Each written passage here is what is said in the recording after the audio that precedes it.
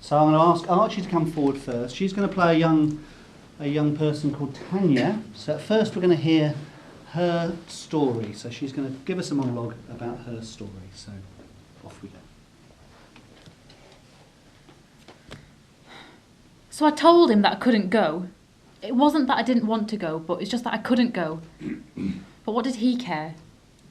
It's part of the course. You were told at the beginning, it's very important, you might fail, blah, blah, blah. I wanted to throw him a can of Coke at him, I was that mad. Probably shouldn't have said what I said, but he just made me so angry. I don't want to fail the course, I want to go on the trip.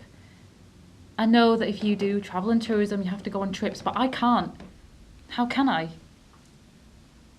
Who's going to look after Mum? She's not been too good today. Didn't want a breakfast, didn't want help washing. Just didn't want to do anything. I called the doctor and they said they'd be round, but I don't know when. Physio's coming tomorrow and I suppose I'll need to get some good for tonight.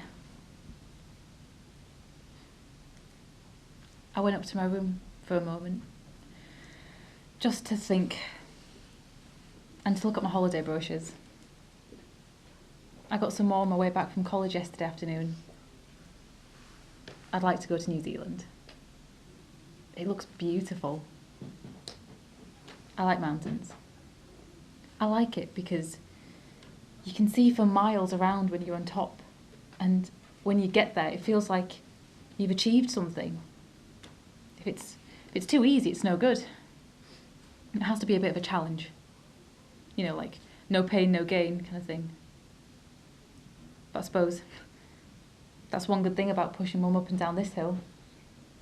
It's good training.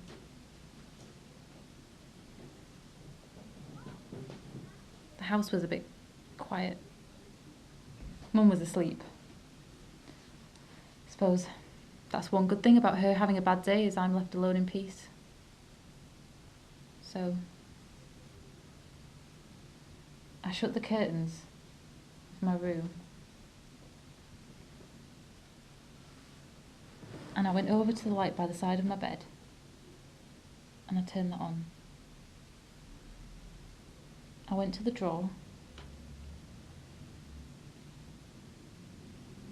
I've got everything I need in there. I took my top off and I looked at the tops of my arms. I've made sure that the scars are high enough not to be seen. But I wanted to do it somewhere else. Like near my wrists, but I'd get caught and I'd have to stop. Mum would see. I'd wrapped the razor blade in a bit of loo roll, which had a few spots of blood on it. I went over to the light and I pointed it down towards my arm.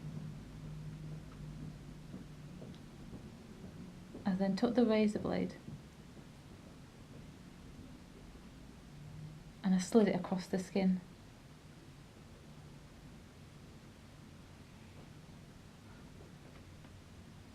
A trickle of blood ran down my arm and I breathed again.